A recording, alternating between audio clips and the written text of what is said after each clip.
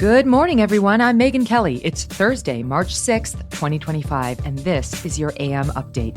I'm willing to suffer whatever punishment is available to me. I didn't say to anyone, don't punish me. House Republicans prepare multiple censure resolutions following Congressman Al Green's unprecedented outburst at President Trump's joint address. I think the president's hope is that by the end of the term, we build the entire border wall. Vice President J.D. Vance calling on Congress to provide resources to fortify the southern border and deport illegal aliens. The Supreme Court delivering a blow to the Trump administration's order to freeze foreign aid funding.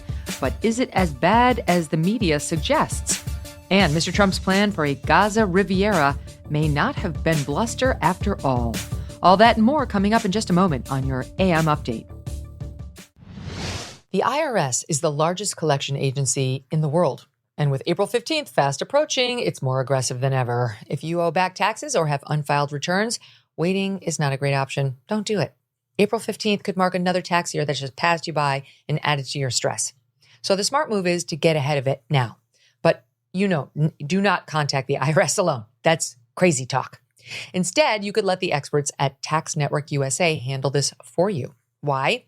Well, not all tax resolution companies are the same. Tax Network USA has a preferred direct line to the IRS, so they know exactly which agents to deal with and which to avoid. With proven strategies to settle tax problems in your favor, whether you owe 10 grand or 10 million, Tax Network USA's attorneys and negotiators have already resolved over $1 billion in tax debt. Speak with one of their strategists today for free. Don't let the IRS control your future. 1-800-958-1000 or visit tnusa.com/Megyn. tnusa.com/Megyn. April 15th is just around the corner. Act now before the IRS acts first. Multiple censure resolutions circulating the halls of Congress following Texas Congressman Al Green's unprecedented outburst during President Trump's joint address.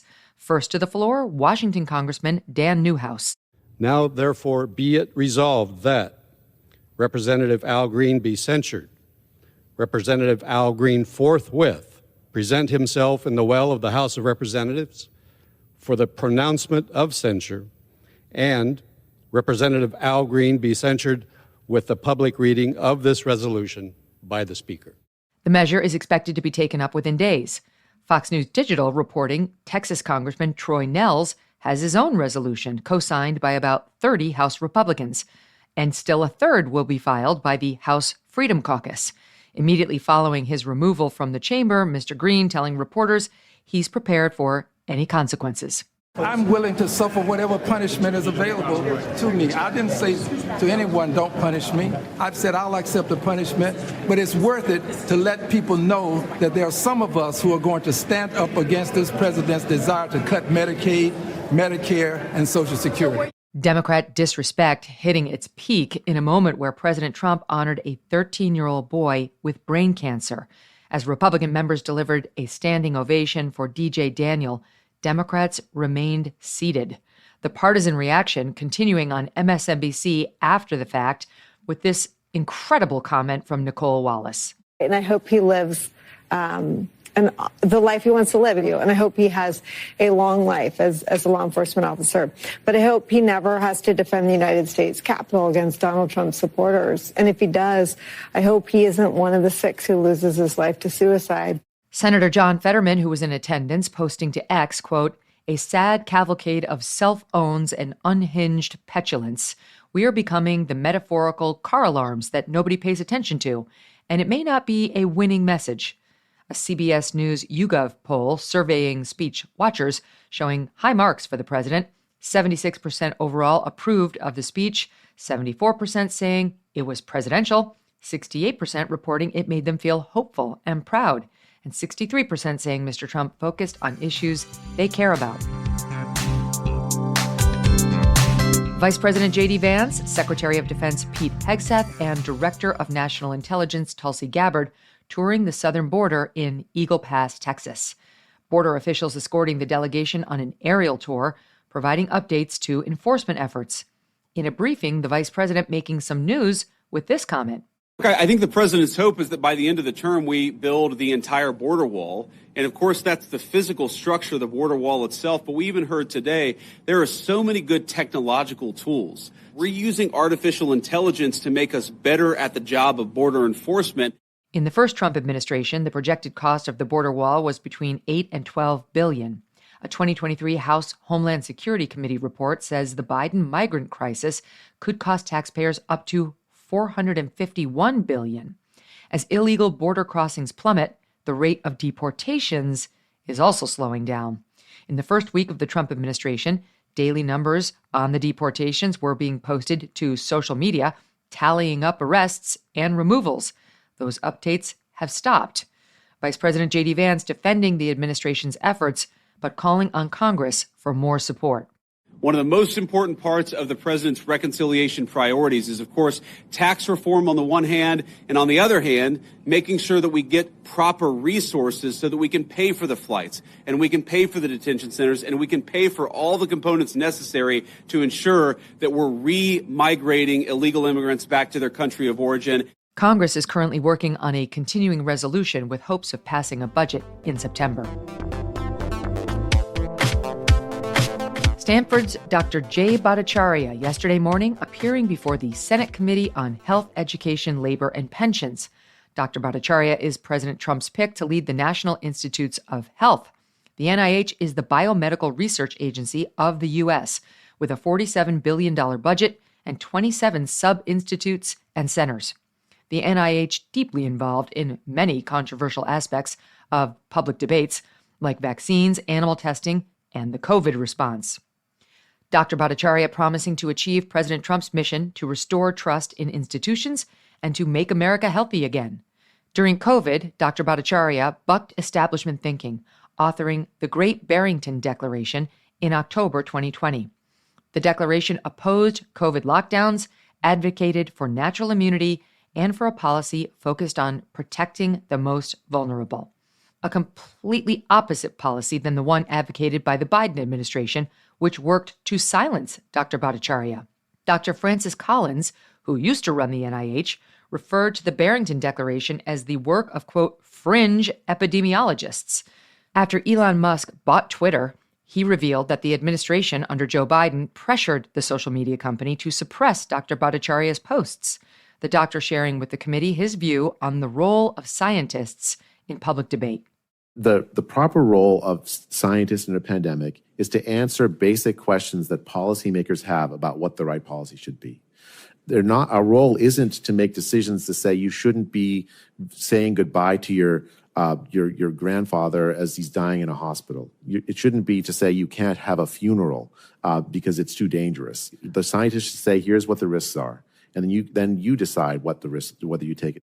Dr. Bhattacharya facing a question from Louisiana Senator Bill Cassidy, who is also a doctor, on the value of revisiting what Senator Cassidy considers a thoroughly examined issue, the link between vaccines and autism. If just because somebody is upset about something, do we have the opportunity cost of devoting resources at something which has already been pretty well examined? Yes, you're absolutely right, Senator. We don't need to address every idea that or concern. But if those concerns result in parents not wanting to vaccinate their children for a vaccine that is well tested, my sense is that my inclination is to give people good data. Despite some controversial topics, the hearing overall remained well-mannered. The most contentious issue, caps on indirect funding. Now, that refers to the overhead costs of medical research. The Wall Street Journal reporting these costs can range from 15% to 90% of a total grant. In early February, the Trump administration moved to cap indirect costs at 15%, a move quickly challenged in court. Last night, a federal judge extending the block on imposing caps as the case winds through the courts. These caps would result in massive funding cuts to universities, Republican and Democrat senators pressing Dr. Bhattacharya on the issue. The Trump administration announced an illegal plan to cap indirect cost rates at 15%. That amounts to a massive funding cut for research institutions, large and small, red and blue states, everyone. To impose this arbitrary cap makes no sense at all. And this is in blatant defiance of appropriations law, which prohibits NIH from capping these costs. Dr. Bhattacharya recognizing the senator's concerns, but reiterating the stance of the Trump administration. There is too much waste in government and in its grants. The money that comes to me, the direct costs as researchers, I understand exactly where that money goes. The indirect costs, I don't know where that goes. I think that a lot of it likely goes to things that are worthwhile, and I've heard lots of folks, including from Stanford, who say that. And I agree with them. Support for buildings, light bulbs to make sure that we can see in the lab, and a whole host of other important things. But there's a lot of distrust about where the money goes because the trust in the public health establishment has collapsed in the pandemic. I think transparency regarding indirect costs is absolutely worthwhile. And I want to make sure that the money goes to the research. Republican Senator from Kansas, Roger Marshall, backing up Dr. Bhattacharya, calling indirect funding a grift from universities. Later today, the hearing for Mr. Trump's pick to head the FDA, Dr. Marty Makary of Johns Hopkins, will take place. Coming up, the Supreme Court delivers a temporary blow to the Trump administration, and the president's grand vision for the reconstruction of Gaza may not have been a negotiating tactic after all. The human body is incredible, capable of repair and growth that amazes scientists, even in 2025. But as the years pass, natural healing and building processes slow down. And while this is normal, there is a way to support your body. A collagen supplement from Ancient Nutrition can help you look and feel your best. For centuries, people have searched for a mythical fountain of youth. Spoiler alert, it does not exist. However, collagen is a proven way to promote youthful health and appearance. And that is why I want to tell you about Ancient Nutrition's Multi-Collagen Advanced Lean. And Ancient Nutrition combines ancient wisdom and modern science to create high-quality supplements. It's delicious, it's easy to incorporate into your daily routine, and you can mix it right into coffee, matcha, smoothies, what have you. Right now, enjoy 25% off your first order at ancientnutrition.com/Megyn. That's ancientnutrition.com/Megyn for 25% off. Support your bod and feel your best with Ancient Nutrition. The Supreme Court weighs in on a $2 billion legal battle, handing the Trump administration a temporary setback. The ruling stems from a lawsuit against President Trump's executive order pausing all U.S. foreign aid for 90 days. 2 weeks ago, the AIDS Vaccine Advocacy Coalition, a major foreign aid contractor, filed a lawsuit against the State Department, arguing the funding freeze was unlawful. A federal district judge appointed last minute by President Biden, who was confirmed by only one vote, issued a temporary restraining order against the Trump administration, meaning while the judge evaluated the legality of the order, foreign aid payments had to resume. But when the administration took too long to restart payments, it argues that it had to review each contract. AVAC, this group, returned to court seeking a contempt order. In response, the judge, Amir Ali, ordered the administration to immediately pay for contracts on which the work had already been done, an estimated $2 billion.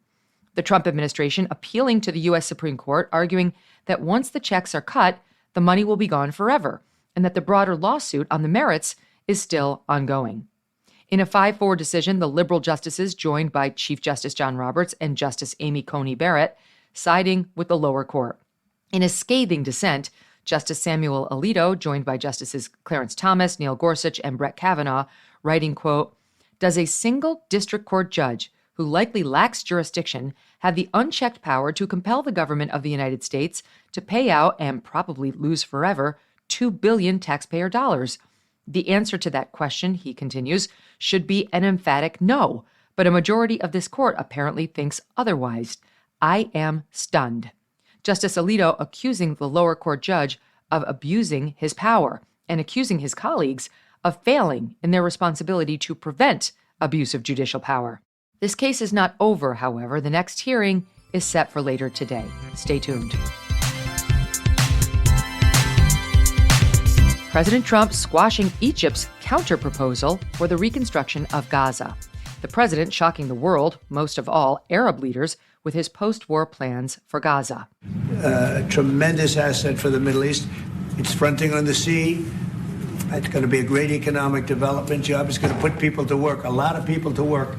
And those people are all going to be from the Middle East. And if they don't want to leave, how are you going to force them, Mr. President? Oh, they're going to be great. They're going to be very happy. Israeli Prime Minister Benjamin Netanyahu praising Mr. Trump's plan, calling it revolutionary. Many others speculating the announcement was just a negotiating tactic, a ploy to get Middle Eastern leaders to come up with a way to rebuild the area themselves. The Egyptians quickly rallying other Arab leaders, presenting the White House with a $53 billion plan. The Wall Street Journal reports the plan envisions a 6-month period setting up temporary housing, followed by 2 years of reconstruction. The third phase of that plan calls for a development of a, quote, Mediterranean seafront revitalized by resorts and beaches. The White House promptly rejecting that plan, however, on the grounds that it does not adequately address Hamas leadership in Gaza, and the area is not safe for human habitation. A spokesman for the National Security Council saying, residents cannot humanely live in a territory covered in debris and unexploded ordnance. The ceasefire in Gaza expired on Sunday. Fighting has not resumed, though Israel has paused sending aid vehicles. Axios reporting the Trump administration is holding direct talks with Hamas to return U.S. hostages. The talks are unprecedented.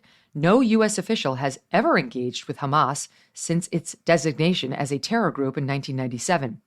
President Trump, in a lengthy post on Truth Social last night, writing in part, quote, Shalom Hamas means hello and goodbye.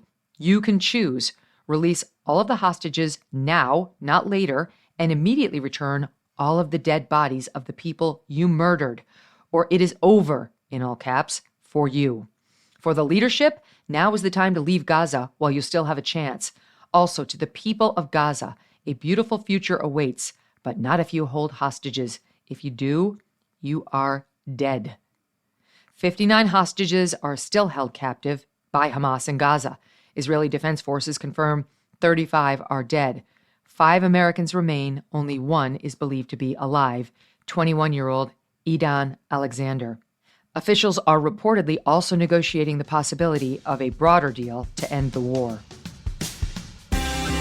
That'll do it for your AM update. I'm Megyn Kelly. Join me back here for the Megyn Kelly Show, live on SiriusXM Triumph Channel 111 at noon East, on youtube.com/Megyn Kelly, and on all podcast platforms.